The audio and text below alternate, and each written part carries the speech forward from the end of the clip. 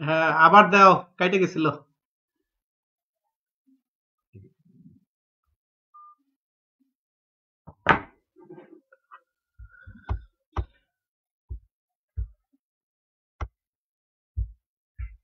দ্বাদশ শ্রেণীর প্রিয় ছাত্রছাত্রী, আশা করি তোমরা যে যেখানে আছো ভালো আছো।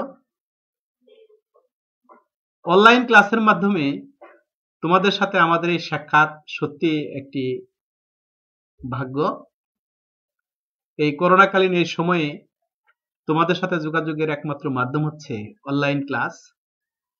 অনলাইন ক্লাসের মাধ্যমে আমরা যথাসম্ভব চেষ্টা করে থাকি তোমাদের সাথে যোগাযোগ রক্ষা করে তোমাদের যে সমস্যাগুলো আছে, যে প্রয়োজনীয় বিষয়গুলো আছে সেগুলো সরবরাহ করতে। আশা করব তোমরা সবাই এই ক্লাসের সাথে যোগ দিয়ে ক্লাস উপভোগ করবে। আজকে আর বেশি কথা না বলি, ক্লাস শুরু করে দিই। এমনিতেই 10 মিনিট লেট হয়ে গিয়েছে।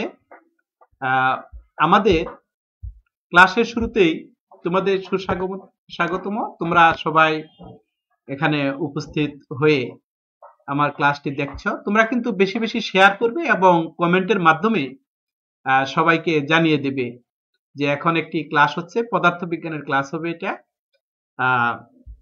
তোমরা সবাইকে জানিয়ে দাও। তা আমার পরিচয়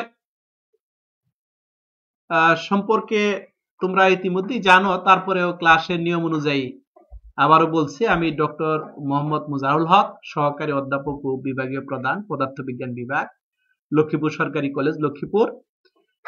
দ্বাদশ শ্রেণীর আজকে ক্লাস হবে অধ্যায় 9 এর উপরে। শিরোনামটা তোমাদের বলতে হবে কি বিষয়ে পড়াবো। সময় 45 মিনিট। আজকের তারিখ হচ্ছে 15/11। বই সম্পর্কে ইতিপূর্বে বলেছি, এই বইগুলো তোমরা ক্রয় করবে। এখানে 3টা বইয়ের কথা আমি বলেছি। বই যত বেশি পড়বে তত তোমাদের জন্য ভালো হবে। তোমরা বেশি বেশি বই পড়ার চেষ্টা করবে।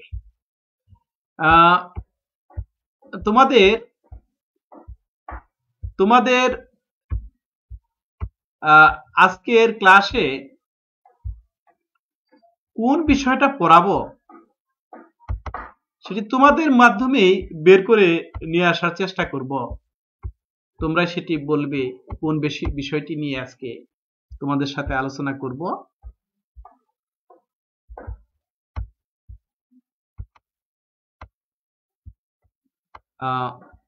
এরপরে যে বিষয়টি সেটি হচ্ছে রোল কল।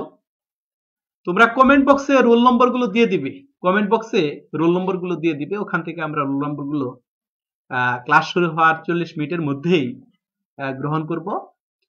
40 মিনিটের পরে যারা রোল নাম্বার দিবে সেগুলা কমেন্ট বক্সে থেকে যাবে, সেগুলো আমাদের কাছে আসবে না। তোমরা আসলে ক্লাসে যোগ দিয়েছো কিনা সেটি দেখার বিষয়। তোমরা সবাই ক্লাসে যোগ দাও এবং কমেন্ট বক্সে রোল নাম্বারগুলো লিখো। কমেন্ট বক্সে রোল নাম্বারগুলো লিখে দাও।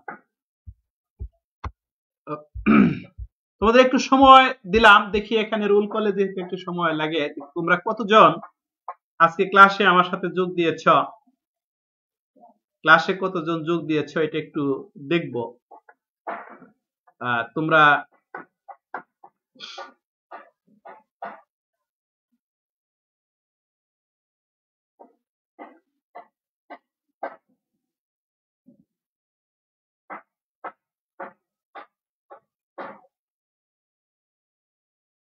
একটু বেশি বেশি শেয়ার করবে। তোমরা শেয়ার খুব কম করেছ একটু, আর তোমাদের সংখ্যা তো খুব কম, ক্লাসে যোগ দিয়েছ খুব কম সংখ্যক ছাত্রছাত্রী। রোল কলটা নিয়মিতভাবে করা হয়, তোমরা খুবই কম সংখ্যক যোগ দিয়েছ ক্লাসে। তোমরা ক্লাসে একটু কম সংখ্যক যোগদান করেছ।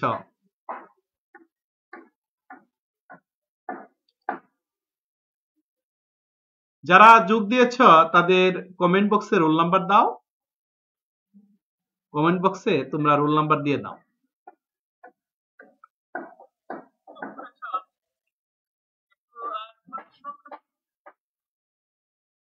হ্যাঁ, কমেন্ট বক্সে রোল নাম্বার দিয়ে দাও। এই যোগ দিয়েছ মুশফিক আহমেদ, দীপন চন্দ্র, তোমরা যোগ দিয়েছ, অনেকেই যোগ দিয়েছ। তবে সবাই এক কাজ করো, ওই শেয়ার করো বেশি বেশি।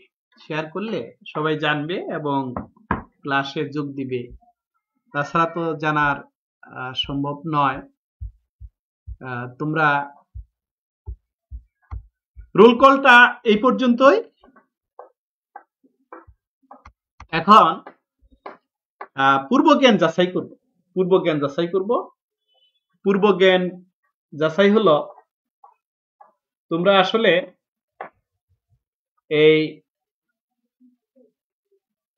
ছবি দেখে বলতে পারো কিনা কোন বিষয়টা আজকে আমরা পড়াবো। এখানে চিত্রে কি দেখতে পাচ্ছি আমরা? চিত্রে আমরা কি দেখতে পাচ্ছি দেখি কেউ বলতে পারো কিনা চিত্রে কি দেখতে পাচ্ছি? হ্যাঁ, কমেন্ট বক্সে তোমরা যথাযথ কমেন্ট বক্সে তোমরা রোল নাম্বার দিয়ে দাও। কি দেখতে পাচ্ছি দেখি, বলো দেখি, একজন বলো চিত্রে কি দেখতে পাচ্ছি? একটি সূর্য রশ্মি দেখতে পাচ্ছি। সূর্য রশ্মি দেখতে পাচ্ছি কমেন্ট বক্সে। এই স্লাইডের ভিতরে সূর্য রশ্মি দেখতে পাচ্ছি। আচ্ছা, তারপরে স্লাইডে যাই, দেখি কি পাওয়া যায়। হ্যাঁ, এটা কে বলতে পারবা? এখন আমরা কি দেখতে পাচ্ছি এই স্লাইডে, কে বলতে পারো দেখি? তোমরা এই কমেন্টের মাধ্যমে উত্তরগুলো দিবে, তাহলে সুবিধা হবে। কি দেখতে পাচ্ছি? ছাত্রছাত্রীর সংখ্যা খুবই কম। এত অল্প সংখ্যক ছাত্রছাত্রী নিয়ে ক্লাস করা, সত্যি একটা ক্লাস করতে অনেক সময় ব্যয় হয় আমাদের। একটা ক্লাস রেডি করা তো অনেক সময়ের ব্যাপার, অথচ মাত্র ৬-৭ জন ছাত্র ক্লাসে অংশগ্রহণ করেছ। 350 ছাত্রের মধ্যে এই 5-6 জন ছাত্র অংশগ্রহণ করেছ। তারপরে আবার তাদের কমেন্টে সাড়াও দিচ্ছ না। হ্যাঁ, এটা আমরা দেখতে পাচ্ছি চেরনোবিল পারমাণবিক বিদ্যুৎ প্লান্ট দুর্ঘটনার একটি চিত্র। একটা পারমাণবিক চুল্লি ছিল চেরনোবিলে, রাশিয়ার চেরনোবিল, ইউক্রেনের চেরনোবিল ছিল। তখন বৃহত্তর রাশিয়া ছিল, সোভিয়েত রাশিয়া। ইউক্রেনও তোমার রাশিয়ার সাথে যুক্ত ছিল। রাশিয়ার সাথে যুক্ত ছিল ইউক্রেন। ইউক্রেন এর একটি অঞ্চলের নাম চেরনোবিল। এখানে একটি পারমাণবিক চুল্লি ছিল, পারমাণবিক চুল্লি। সেই চুল্লিতে 1986 সালে একটি দুর্ঘটনা ঘটে। ব্যাপক দুর্ঘটনাটা বলা হয় এটাকে, বিশাল দুর্ঘটনা। এই দুর্ঘটনা পুরা প্লান্ট বিস্ফোরিত হয় এবং আশেপাশে অত্র একটা উপজেলার সমান একটা অঞ্চল সম্পূর্ণ কন্টামিনেন্ট হয়ে যায়, অর্থাৎ রেডিও অ্যাক্টিভ হয়ে যায়। এবং আজও অবধি সেখানে কোনো, এই যে প্রায় 50 বছর হয়ে যাচ্ছে, 40-45 বছর হয়ে যাচ্ছে, সেখানে কোনো আবাদ হয় না, সেখানে কোনো মানুষ যেতে পারে না। সে অঞ্চলে শুধু ওই পারমাণবিক চুল্লি যেখানে ছিল সেখানেই না, পুরা অঞ্চলেই কোনো মানুষ আর যেতে পারতেছে না। এখন সেখানে আবাদও করতে পারতেছে না, অর্থাৎ সেখানে পশু পাখি পর্যন্ত রেডিও অ্যাক্টিভ কন্টামিনেন্ট হয়ে যায়। সেই চেরনোবিলের একটি চিত্র আমরা দেখতে পাচ্ছি, চেরনোবিলের চিত্র দেখতে পাচ্ছি। তারপর আমরা এই যে দেখো, ওই চেরনোবিল দুর্ঘটনায় যে অবস্থা সৃষ্টি হয়েছিল মানুষের মধ্যে, তার কয়েকটা চিত্র এখানে দেখা যাচ্ছে। অর্থাৎ এই রেডিও অ্যাক্টিভ তেজস্ক্রিয়তা দ্বারা যে আক্রান্ত হয়েছিল চেরনোবিল দুর্ঘটনায়, তার কয়েকটা চিত্র এখানে দেখা যাচ্ছে। আসলে এই দুর্ঘটনার স্থলে এবং তার আশেপাশে, হ্যাঁ, এখন মোটামুটি তোমরা অনেকেই যোগ দিয়েছ আসতেছো ধীরে ধীরে। তবে একটি ক্লাস নিতে আমাদের অনেক কিছু করতে হয়, অনেক সময় ব্যয় করতে হয়। সেই তুলনায় কিন্তু তোমরা আসনি, সেই তুলনায় কিন্তু যোগ দেওনি। আরো একটু বেশি ছাত্রছাত্রী ক্লাসে যোগ দেওয়া উচিত, আর একটু বেশি ছাত্রছাত্রী ক্লাসে যোগ দেওয়া উচিত। তুলনামূলকভাবে ছাত্রছাত্রী আছো, তবে আরো বেশি ছাত্র ক্লাসে যোগ দিতে হবে। যাই হোক, এখানে তাসনিম জান্নাতেরটা থেকেই অনেকেই নাম দিচ্ছ, কিন্তু রোল নাম্বার দিচ্ছ না। রোল নাম্বার দিতে হবে, রোল নাম্বার দিতে হবে। আমরা এখানে তেজস্ক্রিয় রশ্মির প্রভাব সম্পর্কে দেখতে পাচ্ছি। তেজস্ক্রিয় রশ্মির প্রভাব অর্থাৎ তেজস্ক্রিয় রশ্মিতে কি অবস্থা হয় মানুষের, তার একটা প্রভাব দেখা যাচ্ছে। ওই আগে যে কথাটা বলছিলাম, দুর্ঘটনা স্থল এবং স্থলের আশেপাশে এবং দূরে, কিন্তু দুর্ঘটনা যেখানে হয় সেখানে সবচেয়ে বেশি ক্ষতি হয়, সেখানে পুড়ে টুরে যায়, মানুষের ঝলসে যায়। তারপরে আস্তে আস্তে এলাকা বৃদ্ধি পেতে থাকে, কমতে থাকে। যতই দূরত্ব বাড়বে ততই তেজস্ক্রিয়তার প্রভাব কমতে থাকবে ধীরে ধীরে। মোটামুটি এখন 14 জন দেখা যাচ্ছে তোমরা আছো আমার সাথে, কিন্তু এই মাত্র 14 জন নিয়ে এই আজ 350 ক্লাস আমরা সাজাই। এটা তো একটা দুঃখজনক বিষয়। ঢাকা কলেজে যেখানে 1 লক্ষ ছাত্র অংশগ্রহণ করে, আর তোমরা মাত্র এই কয়েকজন ছাত্র অংশগ্রহণ করেছ। তারপরে শেয়ারও করছো না। বেশি বেশি শেয়ার করতে হবে, ক্লাসগুলো যে হচ্ছে তা ছাত্রছাত্রীদেরকে জানাতে হবে, শেয়ার করে জানাতে হবে। আর যদি শব্দ এবং দেখায় কোনো সমস্যা থাকে তাহলে আমাকে বলবা, শব্দ এবং কোনো সমস্যা থাকলে আমাকে বলবা, আমি এই সাথে সাথে সেটার সমাধান করব। তোমরা কি শুনতে পাচ্ছ এবং দেখতে পাচ্ছ কিনা, ইন্টারনেটে কোনো সমস্যা আছে কিনা, সবই আমাকে বলবে, সবই আমাকে বলবে এই কমেন্টের মাধ্যমে, কমেন্ট বক্সে লিখে দিবে, তাহলে আমি জানতে পারবো। তাহলে পাঠ ঘোষণা আজকে কি পড়াতে পারি কে বলতে পারো? এটাই, যে কয়জন ক্লাসে যোগ দিয়েছ 13-14 জন, তোমরা এখন বলো তো দেখি কোন বিষয়টা আজকে পড়াবো, দেখে বলতে পারো। হ্যাঁ, কোন বিষয়টা আজকে পড়াবো দেখি কে বলতে পারো, কোন বিষয়টা পড়াবো। একটু সময় দিলাম, একটু সময় দিলাম। হ্যাঁ, কি বিষয়টা আজকে পড়াবো সেটা আমাকে জানাবি। হ্যাঁ স্যার দেখতেছি, ঠিক আছে। সাদিয়া মাহিম সান, তুমি বলতে দেখতে পাচ্ছ, ঠিক আছে। কোন বিষয়টা, পাঠ ঘোষণা কি হবে আজকে, কোন বিষয়টা পড়াইতে পারি দেখি, এটা আমাকে ক্লিয়ার করো। কোন বিষয়টা আজকে আমি পড়াবো তোমাদেরকে? কোনো সমস্যা নেই? আচ্ছা, ভেরি গুড। আজকে কি বিষয়টা নিয়ে তোমাদের সাথে আমি আলোচনা করব, এই বিষয়ের উপরে একটু তোমরা বলবে যে এই বিষয়টা আজকে আলোচনা করব, কি বিষয়টা নিয়ে, পাঠ ঘোষণা কি হবে, অর্থাৎ আজকে তোমাদের সাথে কোন বিষয়টা আলোচনা করব বলো। হ্যাঁ বলো, কমেন্টের মাধ্যমে বলো দেখি।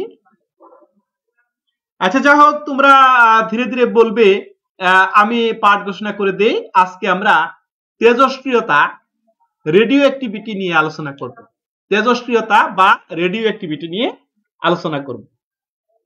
হ্যাঁ, তেজস্ক্রিয়তা বা রেডিও অ্যাক্টিভিটি নিয়ে আলোচনা করতে গিয়ে আমাদের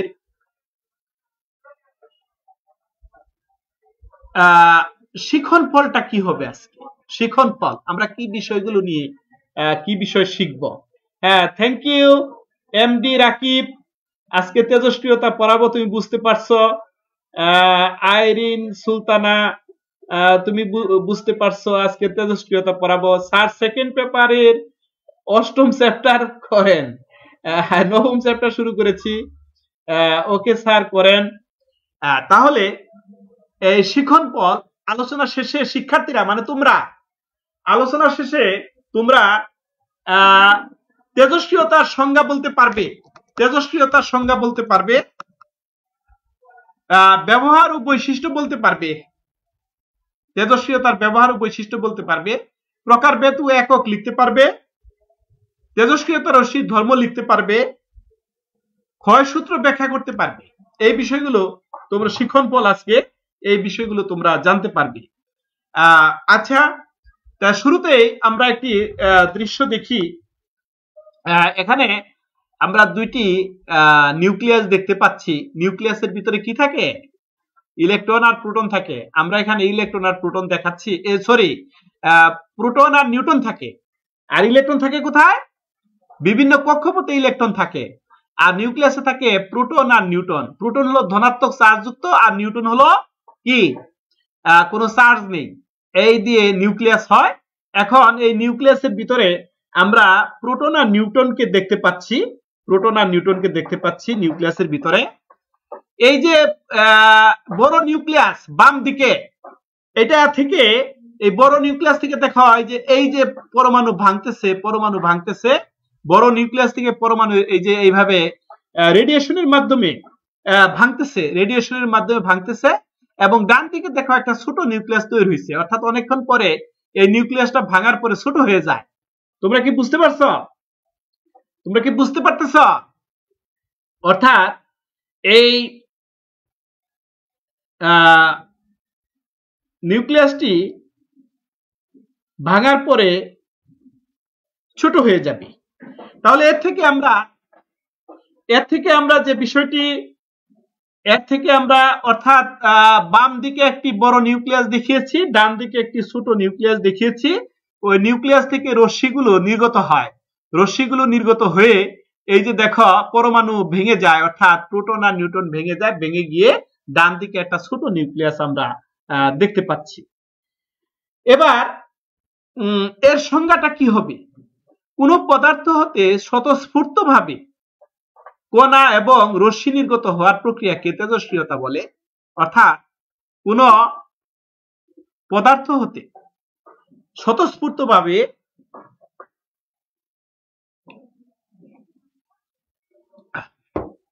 কণা এবং রশ্মি নির্গত হওয়ার প্রক্রিয়াকে তেজস্ক্রিয়তা বলে। তেজস্ক্রিয়তার সংজ্ঞাটা আমরা এখানে জেনে গেলাম। তোমরা বিষয়টা বুঝতে পারছো কিনা? অর্থাৎ বাম দিকে একটি বড় নিউক্লিয়াস দেখিয়েছি আর ডান দিকে একটি ছোট নিউক্লিয়াস দেখিয়েছি। ওই যে বড় নিউক্লিয়াসটা ভেঙে একটি ছোট নিউক্লিয়াসে রূপান্তর হয়। এবার আমরা আসি তেজস্ক্রিয়তা সম্পর্কে বিস্তর জানার জন্য তেজস্ক্রিয়তার সংজ্ঞাটা আরো ব্যাপকভাবে আমরা জানার চেষ্টা করব। প্রকৃতিতে কিছু মৌলিক পদার্থ আছে যারা স্বতঃস্ফূর্তভাবে রশ্মি বানানটা একটু এখানে প্রবলেম আছে, তোমরা একটু ঠিক করে নাও। তালিবস্ময় আছে, তালিবস্ময় রশ্মি বিকিরণ করে ইউরেনিয়াম, পোলোনিয়াম, থুরিয়াম, রেডিয়াম ইত্যাদি পদার্থ স্বতঃস্ফূর্তভাবে এই রশ্মি বানান ঠিক আছে, রশ্মি নির্গমন করে। স্বতঃস্ফূর্তভাবে রশ্মির বিকিরণের প্রক্রিয়া হচ্ছে তেজস্ক্রিয়তা। যে সকল পদার্থ স্বতঃস্ফূর্তভাবে রশ্মি বিকিরণ করে তাদেরকে তেজস্ক্রিয় পদার্থ বলা হয়।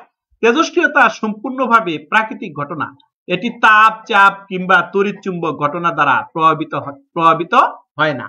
তাহলে আবার একটু দেখো, তোমরা রোল নাম্বার দিয়ে যাচ্ছ, ভেরি গুড। রোল নাম্বার দিয়ে যাওয়ার সাথে সাথে ক্লাসে একটু সাড়া দেওয়ার চেষ্টা করো। একই সাথে তোমাদের উপস্থিতির হার কিন্তু যথেষ্ট সুবিধাজনক না, একই সাথে তোমরা অনেকগুলো উপস্থিত থাকো না। আচ্ছা, তাহলে দেখো প্রকৃতিতে কিছু মৌলিক পদার্থ আছে যারা স্বতঃস্ফূর্তভাবে রশ্মি বিকিরণ করে। ইউরেনিয়াম, পোলোনিয়াম, থুরিয়াম, রেডিয়াম ইত্যাদি পদার্থ স্বতঃস্ফূর্তভাবে রশ্মি নির্গমন করে। স্বতঃস্ফূর্তভাবে রশ্মি নির্গমনের প্রক্রিয়া হচ্ছে তেজস্ক্রিয়তা। যে সকল পদার্থ স্বতঃস্ফূর্তভাবে রশ্মি বিকিরণ করে তাদেরকে তেজস্ক্রিয় পদার্থ বলা হয়। তেজস্ক্রিয়তা সম্পূর্ণভাবে প্রাকৃতিক ঘটনা, এটি তাপ, চাপ কিংবা তড়িৎ চুম্বক দ্বারা প্রভাবিত হয় না। তুমি তেজস্ক্রিয়তা আসতেছে, সেখানে গিয়ে একটা তড়িৎ শক্তি স্থাপন করলা যে এই তেজস্ক্রিয় রশ্মি যেদিকে যাচ্ছে সেদিকে না গিয়ে যেন অন্যদিকে যায়, কিন্তু না, এখানে তড়িৎ ক্ষেত্র স্থাপন করে তুমি কোনো ফল পাবা না। হ্যাঁ, কোনো ফল পাবা না। তাপ যদি দাও তাও ফল পাবা না, যে পুড়ে ফেলি তাও কোনো ফল পাওয়া যাবে না। চাপ যদি দাও তাও কোনো ফল পাবে না। অর্থাৎ এই তেজস্ক্রিয় রশ্মি এই সমস্ত কিছুই মানে না।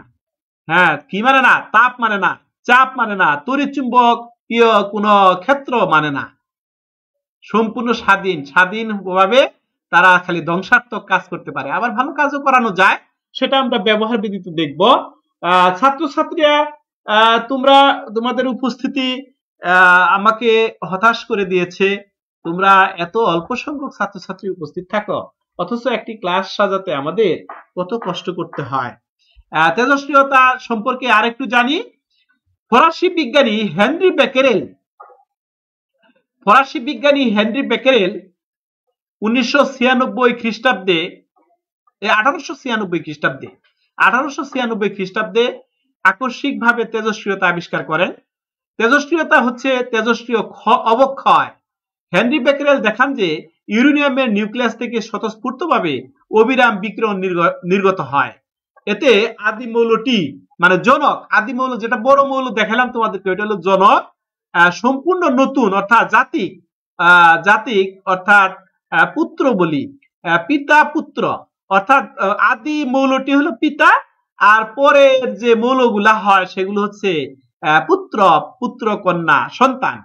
তাহলে বাবাটাকে আমরা জনক দিয়ে বুঝিয়েছি আর জাতিক বুঝিয়েছি তোমাকে সন্তানগুলো, অর্থাৎ একটা বড় তেজস্ক্রিয় মৌল ভাঙার পরে যে ছোট ছোট মৌলগুলো তৈরি হয় সেগুলো হচ্ছে জাতিক বা পুত্র, সম্পূর্ণ নতুন মৌলে রূপান্তরিত হয়। যতক্ষণ পর্যন্ত একটি স্থায়ী মৌলে রূপান্তরিত না হয় ততক্ষণ পর্যন্ত বিকিরণ প্রক্রিয়া তথা রূপান্তর প্রক্রিয়া চলতে থাকে। ততক্ষণ পর্যন্ত এই প্রক্রিয়াটা চলতে থাকে। তোমরা একটু ভালোভাবে খেয়াল করে দেখো।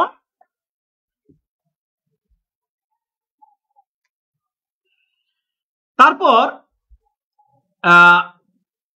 যে বিষয়টি আমরা জানব সেটি হলো যে সকল পরমাণু স্থায়ী নিউক্লিয়াস দ্বারা গঠিত তাদের তেজস্ক্রিয়তা ঘটে না। যে সকল পরমাণু স্থায়ী নিউক্লিয়াস দ্বারা গঠিত তাদের তেজস্ক্রিয়তা ঘটে না। এটাতে কি বুঝলা? অর্থাৎ কিছু কিছু মৌল আছে যেগুলো স্থায়ী, সেগুলার নিউক্লিয়াসটার ওজনে কম, সেগুলোর মধ্যে এই তেজস্ক্রিয়তা ঘটে না। সাধারণত যে সকল মৌলের পারমাণবিক সংখ্যা 82 এর চেয়ে কম সেগুলো নিউক্লিয়াস স্থায়ী। তাহলে স্থায়ী নিউক্লিয়াস মৌলগুলা কোনগুলো? যাদের পারমাণবিক সংখ্যা হচ্ছে 82, অর্থাৎ 82 নম্বরের নিচে যে সকল মৌল আছে তাদের কি হয়? তাদের তেজস্ক্রিয়তা ঘটে না। আর যে সকল মৌলের পারমাণবিক সংখ্যা 82 এর চেয়ে বেশি সেগুলো নিউক্লিয়াস অস্থায়ী। এই সকল মৌলের নিউক্লিয়াস স্থায়ী না হওয়া পর্যন্ত রূপান্তর প্রক্রিয়া চলতে থাকে। আশা করি বুঝতে পারছো সবাই। ছাত্রছাত্রীর সংখ্যা উপস্থিতির সংখ্যাটা খুবই কম। আচ্ছা, এবার আমরা পরিশেষে বলা যায়, কি বলা যায়? পরিশেষে বলা যায় যে সকল মৌল থেকে তেজস্ক্রিয় রশ্মি নির্গত হয় তাদেরকে তেজস্ক্রিয় মৌল বলে। রেডিয়াম, পোলোনিয়াম, থুরিয়াম, অ্যাক্টিনিয়াম ইত্যাদি ভারী মৌল থেকে তেজস্ক্রিয় রশ্মি নির্গত হয়। তেজস্ক্রিয় মৌল থেকে স্বতঃস্ফূর্তভাবে তেজস্ক্রিয় রশ্মি বিকিরণের প্রক্রিয়া হচ্ছে তেজস্ক্রিয়তা। আরো সুনির্দিষ্টভাবে বলা যায়, কি সুনির্দিষ্টভাবে বলা যায়? 82 এর বেশি পারমাণবিক সংখ্যা বিশিষ্ট পরমাণু নিউক্লিয়াস থেকে স্বতঃস্ফূর্তভাবে রশ্মি নির্গত হওয়ার প্রক্রিয়াকে তেজস্ক্রিয়তা বলে। এটাকে তেজস্ক্রিয়তা বলা হয়। আচ্ছা, তোমরা বুঝছো কিনা? তোমরা জান্নাতুল ফেরদৌস বুঝতেছো কিনা আমাকে একটু জানাবে। কমেন্টের মাধ্যমে তোমরা জানাবে। যারা যারা আছো, অল্প সংখ্যক থাকো, সমস্যা কি? একজন থাকলেও আমার ছাত্র, তাকেও আমাকে পড়াতে হবে। যারা থাকে না তাদের বিষয়, তারা এখন কতটুকু পানিতে নামবে সেদিকে তাকালে হবে না। তোমরা যারা আমার সাথে ক্লাসে আছো তোমরা মাঝে মাঝে একটু কমেন্টের মাধ্যমে বুঝতেছো কিনা পড়াটা একটু জানাবে। জানালে তোমাদের জন্য ভালো হবে, আমি সে বিষয়ে একটু কথা বলতে পারবো।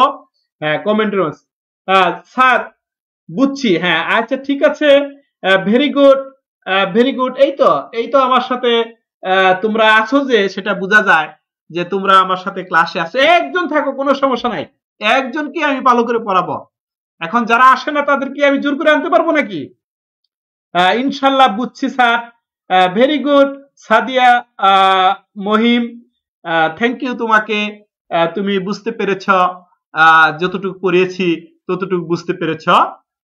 এবার আমরা নতুন একটি স্লাইডে যাব। তেজস্ক্রিয়তার একক সম্পর্কে বিস্তারিত আমরা জানার চেষ্টা করব। এটা ভালো করে নড়ে চড়ে বসো। এটা একটু ভালো করে না বুঝলে তোমাদের সৃজনশীল প্রশ্নের উত্তরগুলা দেওয়ার সময় একটু ভুল ভ্রান্তি হওয়ার সম্ভাবনা আছে। দেখো, তেজস্ক্রিয়তার পরিমাপের এককের নাম কুরি, অর্থাৎ তেজস্ক্রিয়তা পরিমাপের একক হচ্ছে কুরি। প্রতি সেকেন্ডে 3 গুণন 7 গুণন 10 টু দি পাওয়ার 10 সংখ্যক পরমাণু ভাঙনকে 1 কুড়ি বলা হয়। আসলে এটা একটা বড় একক, অর্থাৎ এই যে বিশাল সংখ্যক পরমাণু ভাঙলে তাকে 1 কুড়ি বলা হয়। এটি একটি খুব বড় বলে মিলিও মাইক্রো কুড়ি এককও ব্যবহার করা হয়। তাহলে 1 কুড়ি সমান 3 গুণন 10 টু দি পাওয়ার 10 হবে, এখানে একটু সংশোধন করে দাও, 10 হবে। আর 1 মিলি কুড়ি সমান 10 টু দি পাওয়ার 7 ভাঙন পার সেকেন্ড। আর 1 মাইক্রো কুড়ি সমান 3 গুণন 7 গুণন 10 টু দি পাওয়ার 4 ভাঙন পার সেকেন্ড। আচ্ছা, এবার আমরা আসি তেজস্ক্রিয়তার একক নিয়ে আর একটু। এসআই একক, এসআই এককে তেজস্ক্রিয়তার একক হচ্ছে বেকেরেল। হ্যাঁ, তোমরা হয়তোবা ভাবতেছিলে স্যার বেকেরেলের কথা বলে না কেন? হ্যাঁ, এসআই এককে তেজস্ক্রিয়তার একক হচ্ছে বেকেরেল। বিজ্ঞানী হেনরি বেকেরেলের নাম অনুসারে এই একক হয়েছে বেকেরেল। তার তেজস্ক্রিয়তার একক পেলাম দুইটা, একটা হলো কুড়ি, আরেকটা কি পেলাম? আরেকটা পেলাম বেকেরেল। বেকেরেল পেলাম। এখন 1 বেকেরেল সমান 1 ভাঙন পার সেকেন্ড, অর্থাৎ প্রতি সেকেন্ডে যদি একটা পরমাণু ভাঙে তবে তাকে 1 বেকেরেল বলা হবে। প্রতি সেকেন্ডে একটি পরমাণু যদি ভাঙে তাকে 1 বেকেরেল বলা হবে। তেজস্ক্রিয়তার দুটি একক, কুড়ি এবং বেকেরেল। এবার আসি তেজস্ক্রিয়তার আরো কিছু একক। হ্যাঁ, কুড়ি এবং বেকেরেলের মধ্যে সম্পর্ক নিয়ে এবার আসি। কুড়ি এবং বেকেরেলের মধ্যে সম্পর্ক। 1 কুড়ি সমান 3.7 গুণন 10 টু দি পাওয়ার 10 ভাঙন পার সেকেন্ড। ওখানে কিন্তু 9 ছিল, 9টা তোমরা সংশোধন করে নিবা, ঠিক আছে? ওখানে 10 হবে, লেখার সময় মিস্টেক হয়ে গেছে। তাহলে 3.7 গুণন 10 টু দি পাওয়ার 10 ভাঙন পার সেকেন্ড হবে।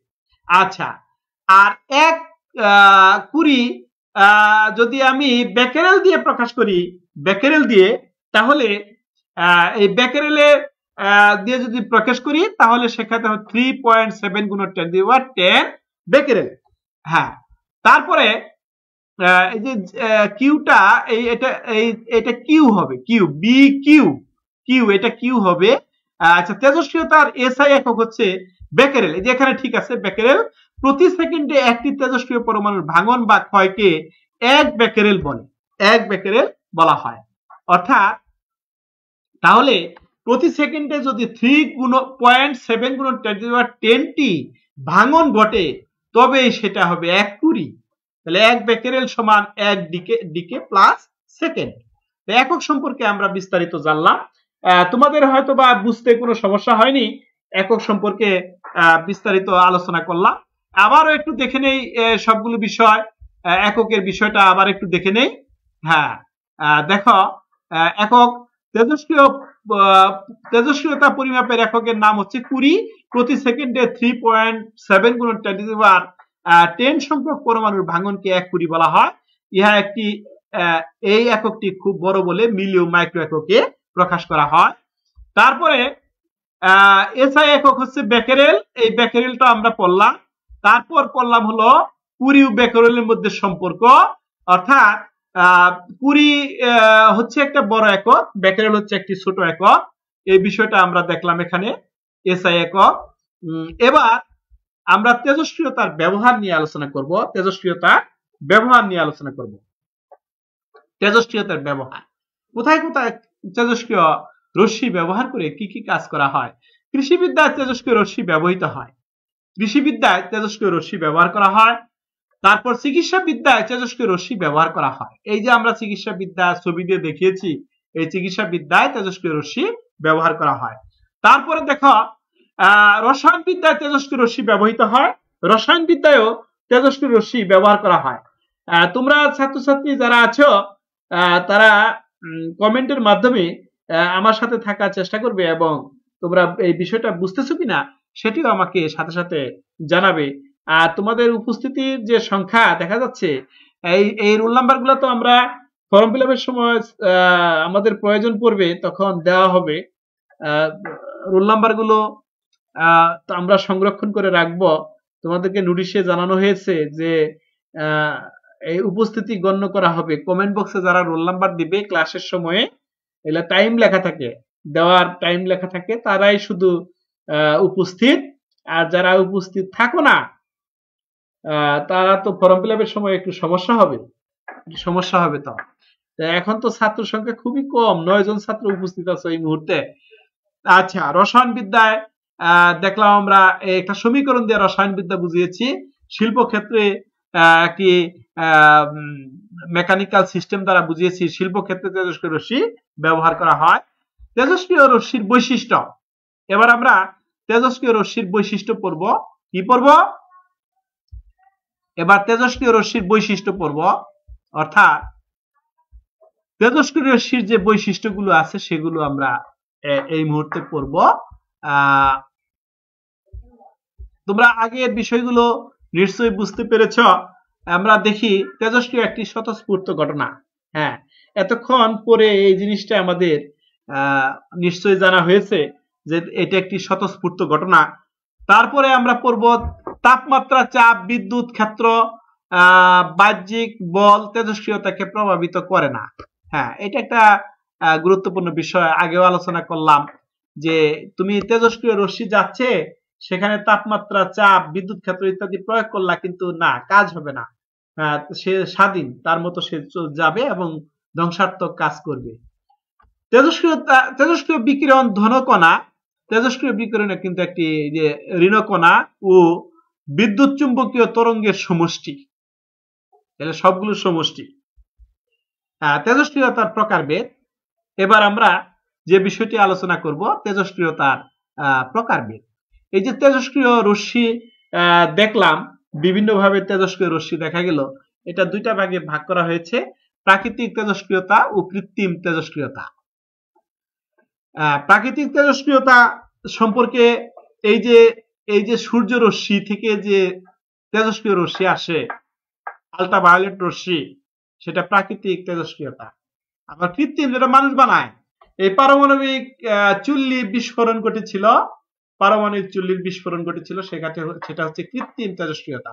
এখানে আমরা তৈরি করছি, এই তেজস্ক্রিয় রশ্মি বের হওয়ার সুযোগ করে দিয়েছি আমরা।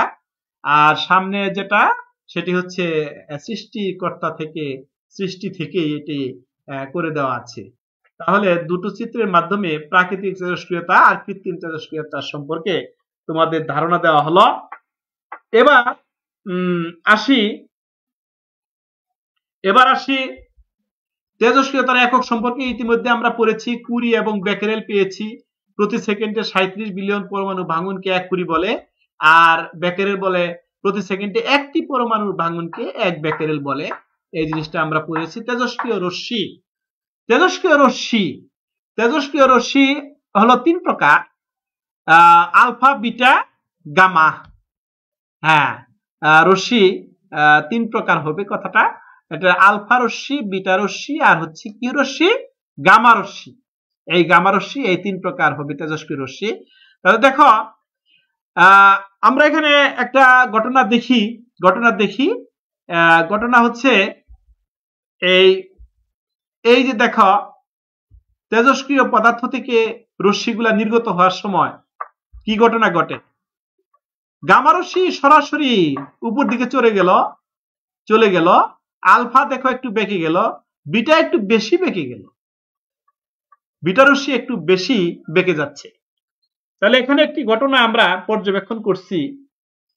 তোমরা মোটামুটি ক্লাসে ছিলে, তবে বেশিক্ষণ থাকো না, এই কিছুক্ষণ থেকে আবার চলে যাচ্ছ। আসলে তেজস্ক্রিয় রশ্মি 2 প্রকার লেখা হয়েছিল, যে এটা চার্জ যুক্ত রশ্মি আর চার্জহীন রশ্মি, এরকম কথা বলা ছিল, কিন্তু নিচে একত্রে আবার সবগুলো লেখা হয়েছে। চার্জ যুক্ত রশ্মি হচ্ছে আলফা রশ্মি আর বিটা রশ্মি। আলফা রশ্মি হচ্ছে ধনাত্মক চার্জ যুক্ত, আর বিটা রশ্মি হচ্ছে ঋণাত্মক চার্জ যুক্ত। এই 2 প্রকার দেওয়া হয়েছিল। আর চার্জহীন হলো এই গামা রশ্মি, হচ্ছে চার্জহীন রশ্মি, সরাসরি গামা রশ্মিটা উপর দিকে চলে যাচ্ছে। আর বিটা রশ্মি এবং আলফা রশ্মি দেখো বেঁকে যাচ্ছে, বিটা রশ্মিটা একটু বেশি বেঁকে যাচ্ছে, আলফা রশ্মিটা একটু কম বেঁকে যাচ্ছে। এবার আমরা তেজস্ক্রিয় রশ্মির ধর্ম নিয়ে আলোচনা করব। তেজস্ক্রিয় রশ্মির ধর্ম, এরা ধন চার্জ বহন করে, এরা ফটোগ্রাফিক প্লেটে ক্রিয়া করে, এদের ভেদন ক্ষমতা খুব কম, এরা শরীরে ক্ষতের সৃষ্টি করে। তাহলে দেখো এবার আমরা ভেরি গুড, তোমরা আসো তো, সমস্যা নাই তো। তোমরা যারা যারা আসো তাদেরকে তো আমি দেখতেছি এখান থেকে।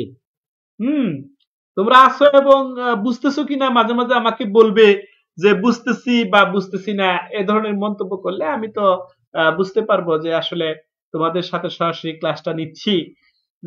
আর এট এ টাইমে উপস্থিতির সংখ্যা খুবই কম, এট এ টাইমে উপস্থিতির সংখ্যা কম, এট এ টাইমে উপস্থিতির সংখ্যা মাত্র 8 জন দেখাচ্ছে। এমনি রোল নাম্বার প্রচুর অংশগ্রহণ করেছো, বেশিক্ষণ তোমরা থাকোনি, এই যে সবগুলা এখানে দেখা যাচ্ছে কিন্তু এট এ টাইমে তোমাদের উপস্থিতি খুবই কম। আচ্ছা, থ্যাংক ইউ, থ্যাংক ইউ। দেখো এবার আমরা আলফা রশ্মিটা দেখাচ্ছি, তারপরে আমরা বিটা রশ্মিটা দেখাচ্ছি, তারপরে আমরা দেখাচ্ছি গামা রশ্মিটা দেখাচ্ছি। সরাসরি গামা রশ্মিটা উপর দিকে চলে যাচ্ছে। তাহলে এরা এখান থেকে কিছু ধর্ম লেখা হয়েছে, এরা চার্জহীন বিদ্যুৎ চুম্বকীয় তরঙ্গ, এরা ফটোগ্রাফি প্লেটে ক্রিয়া করে, এদের বেদন ক্ষমতা অনেক বেশি, এদের ভর নেই, এরা শরীরের ক্ষতের সৃষ্টি করে। এই হচ্ছে হ্যাঁ, তোমরাও আছো, ভেরি গুড। তোমার নাম হচ্ছে কি, সুলতানা, অরিন সুলতানা না? হ্যাঁ, ভেরি গুড, অরিন সুলতানাও আছো। না বুঝলে আমাকে প্রশ্ন করো। এবার আমরা তেজস্ক্রিয়তা রশ্মির ধর্ম সম্পর্কে আলোচনা করলাম। এবার তেজস্ক্রিয় ক্ষয়, এই যে দেখো ক্ষয় হচ্ছে, ঠিক আছে, এই যে ক্ষয় হচ্ছে, তাহলে ক্ষয় হয়ে দেখো ডান দিকে একটি, আবার দেখো খেয়াল করো, এই যে ক্ষয় হচ্ছে, এই যে বড় একটা নিউক্লিয়াস ছিল ক্ষয় হচ্ছে, ক্ষয় হয়ে যে ডান দিকে যে একটা কি দেখতে পাচ্ছ, পরমাণু দেখতে পাচ্ছ, নিউক্লিয়াস দেখতে পাচ্ছ, সেই নিউক্লিয়াসটা ভাঙা। আর এইদিকে একটা নিউক্লিয়াস ছিল, কি নিউক্লিয়াস ছিল, এইদিকে নিউক্লিয়াসটা পূর্ণ নিউক্লিয়াস ছিল, যতগুলো প্রোটন ছিল ততগুলো নিউট্রন ছিল, কিন্তু এখানে এইদিকে ডান দিকে গিয়ে এগুলা ভেঙে গিয়ে এই যে ভঙ্গুর দেখাচ্ছে ডান দিকে। আচ্ছা, কোন মুহূর্তে তেজস্ক্রিয় পরমাণু ভাঙনের হার ওই সময়ে উপস্থিত অক্ষত পরমাণুর সমানুপাতিক। হ্যাঁ, এটা তেজস্ক্রিয় ক্ষয়ের সূত্র গাণিতিক ভাবে প্রকাশ, ডিএন বাই ডিটি মানে ভাঙনের হার প্রকাশ করলাম, তাহলে অক্ষত পরমাণু এন দ্বারা প্রকাশ করলাম। তাহলে এই যে যেহেতু ভাঙতেছে মাইনাস হচ্ছে, এই মাইনাস হওয়ার কারণে একটা মাইনাস চিহ্ন দেওয়া হয়েছে, সমান চিহ্নটা ল্যামডা আসতেছে। ডিএন বাই ডিটি পরমাণুর ভাঙনের হার এবং টি সময়ে উপস্থিত অক্ষত পরমাণুর সংখ্যা এন। ল্যামডা ক্ষয় ধ্রুবক, ল্যামডা হচ্ছে ক্ষয় ধ্রুবক। আচ্ছা, অর্ধায়ু বা গড়ায়ু সম্পর্কে একটু ধারণা নিয়ে আমরা, এই যে অর্ধায়ু গড়ায়ু, কোন তেজস্ক্রিয় পদার্থের প্রারম্ভিক পরমাণুগুলোর অর্ধেকের পরিমাণ ক্ষয় হতে যে সময় লাগে তাকে অর্ধায়ু বলে। আমরা এই যে T1 অর্ধায়ু, গড়ায়ু T2 দুইটা টাইম নিয়েছি। গড়ায়ু তেজস্ক্রিয় পদার্থের পরমাণুগুলোর আয়ু যোগ করে পরমাণুর প্রারম্ভিক সংখ্যা দ্বারা ভাগ করলে যে আয়ু পাওয়া যায় তাকে বলা হয় গড়ায়ু। গড়ায়ুর এই যে দেখো সূত্রটা, T1 যোগ T2 যোগ এইভাবে সমস্ত সময়গুলা যোগ করে n সংখ্যক দ্বারা ভাগ করলে আমরা গড়ায়ুটা পাবো। দলীয় কাজ তোমরা দলে দলে এখন কাজটা করতে পারো, গ্রুপে গ্রুপে করবে, কিন্তু এই মুহূর্তে এই স্লাইডটা তেমন একটা কাজে দেবে না। এটা যখন তোমরা ক্লাস শুরু হবে তখন এই দলীয় কাজটা করবে, চুম্বক ক্ষেত্র প্রয়োগ করে তেজস্ক্রিয় রশ্মির বিক্ষেপণ চিহ্নিত চিত্র অঙ্কন করে দেখাবে এবং একটি তেজস্ক্রিয় পদার্থে অর্ধায়ু 4D পদার্থের ক্ষয় ধ্রুবক নির্ণয় করে দেখাবে। এবার আমরা সার সংক্ষেপ কি কি এখানে শিখলাম আজকে, তেজস্ক্রিয়ের সংজ্ঞা শিখলাম, ব্যবহার শিখলাম, বৈশিষ্ট্য শিখলাম, প্রকারভেদ ও একক শিখলাম, তেজস্ক্রিয় রশ্মির ধর্ম শিখলাম, ক্ষয় সূত্র, অর্ধায়ু, গড়ায়ু সম্পর্কে জানতে পারলাম। আচ্ছা, এবার আমরা মূল্যায়ন পর্বে যাব হলো মূল্যায়ন পর্বে তেজস্ক্রিয়তা কি দেখি। এইবার মূল্যায়ন পর্বে গিয়া তোমাদের কমেন্ট বক্স দেখব, কে কে এই প্রশ্নের উত্তরগুলা দিতে পারো। কুরি কাকে বলে, বেকেরেল কাকে বলে, অর্ধায়ু কাকে বলে, গড়ায়ু কাকে বলে, এগুলা কমেন্ট বক্সে লিখে আমাকে এখনই দেখাবে, আমি দেখব তোমরা আসলে ক্লাস থেকে কিছু গ্রহণ করতে পারছো কিনা, কিছু শিখেছো কিনা, আমি এখন পরীক্ষা করে দেখব। পরীক্ষা করে দেখব তোমরা এই প্রশ্নগুলোর উত্তর দাও। মূল্যায়ন পর্বে যে প্রশ্নগুলো আছে এই প্রশ্নগুলোর উত্তর কমেন্ট বক্সে লিখে দাও। তেজস্ক্রিয়তা কি? স্বতঃস্ফূর্ত ঘটনা। আচ্ছা, ভেরি গুড, স্বতঃস্ফূর্ত ঘটনা। আচ্ছা, কুরিকা কি? একক, তেজস্ক্রিয়তা পরিমাপের একক। আচ্ছা, ভেরি গুড। তারপরে বেকেরেল কাকে বলে? হ্যাঁ, বেকেরেল কাকে বলে? এই প্রশ্নগুলোর উত্তর এখন এই কমেন্ট বক্সে লিখে দেখাবে। বেকেরেল কাকে বলে? অর্ধায়ু কাকে বলে? অর্ধায়ু কাকে বলে এটিও তোমরা লিখে এখন দেখাবে। গড়ায়ু কাকে বলে? এগুলা কমেন্ট বক্সে তোমরা এগুলা উত্তরগুলো এক কথায় উত্তর দাও। এক কথায় উত্তর দাও। এক কথায় উত্তর দিয়ে তোমরা আমাকে বলো তেজস্ক্রিয়তা কি, কুরি কাকে বলে, বেকেরেল কাকে বলে, অর্ধায়ু কাকে বলে, গড়ায়ু কাকে বলে, এই প্রশ্নগুলোর উত্তর আমাকে লিখে দেখাও। তারপরে আসি হলো বাড়ির কাজ। তোমাদেরকে কিছু বাড়ির কাজ দেই। 10টি তেজস্ক্রিয় মৌলের নাম ও প্রতীক লিখবে। 10টি তেজস্ক্রিয় মৌলের নাম ও প্রতীক লিখে দেখাবে আমাকে।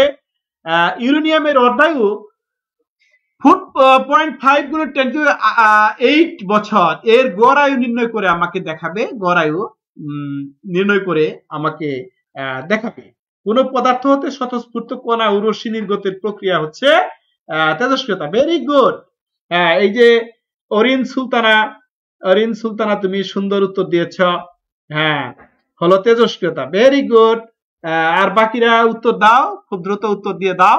আর বাড়ির কাজ দিয়েছি আমি, বাড়ির কাজ 10টি তেজস্ক্রিয় মৌলের নাম, 10টি তেজস্ক্রিয় মৌলের নাম ও প্রতীক লিখবে।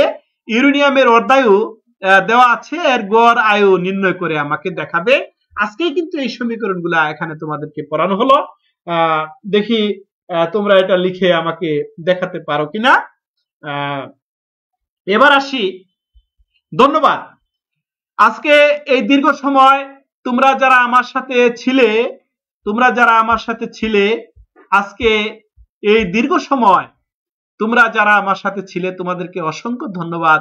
তোমরা যে এই করোনাকালীন সময়ে লেখাপড়ার মধ্যে আছো তা বোঝার একমাত্র উপায় হলো এই অনলাইন ক্লাসগুলো ঠিকমতো করো কিনা, অনলাইন ক্লাসগুলোর মাধ্যমে তোমাদের পড়ালেখা চালিয়ে যাচ্ছ কিনা সেটা আমরা এখান থেকে বুঝতে পারি।